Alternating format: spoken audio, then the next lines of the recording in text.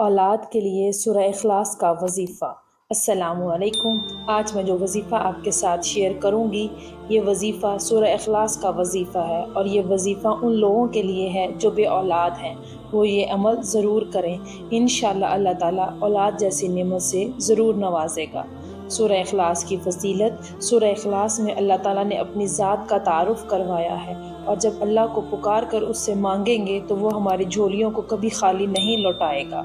सूरह इखलास को अगर रोज़ाना 3 मरतबा पढ़ लिया जाए तो एक कुरान पाक पढ़ने के बराबर सवाब मिलता है। वजीफ़ा करने का तरीका कुछ यूँ है। इस अमल को आपने मुसलसल 10 दिनों तक करना है और 10 दिनों के अंदर अंदर आपने 1000 मरतबा सूरह इखलास पढ़नी है। अब इसको पढ़ना किस तरीके से है, नमाज इशा के बाद किसी भी वक्त तन्हाई में बैठकर ये अमल करना है और ये आपकी मर्ज़ी है कि एक दिन में आपने सूरह इखलास को कितनी मरतबा पढ़ना है, मगर 1000 की तादाद आपने पूरे 10 दिनों तक मुकम्मल करनी है और फिर नेक औलाद के लिए अल्लाह ताला से दुआ मांगनी है। इंशाअल्लाह अल्लाह आपको नेक औलाद देगा। हर रोज़ आपने जितनी बार भी सूरह इखलास पढ़नी है, आखिर में ये दुआ रब्बी हबली मिनस सालिहीन पढ़कर अल्लाह से दुआ मांगनी है।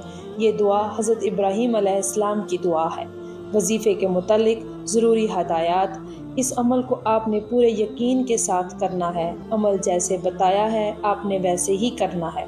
अपनी मर्ज़ी से अमल का वक्त आगे पीछे नहीं करना।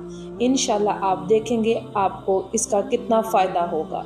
ये एक बहुत ही मुजर्रब और ताकतवर अमल है।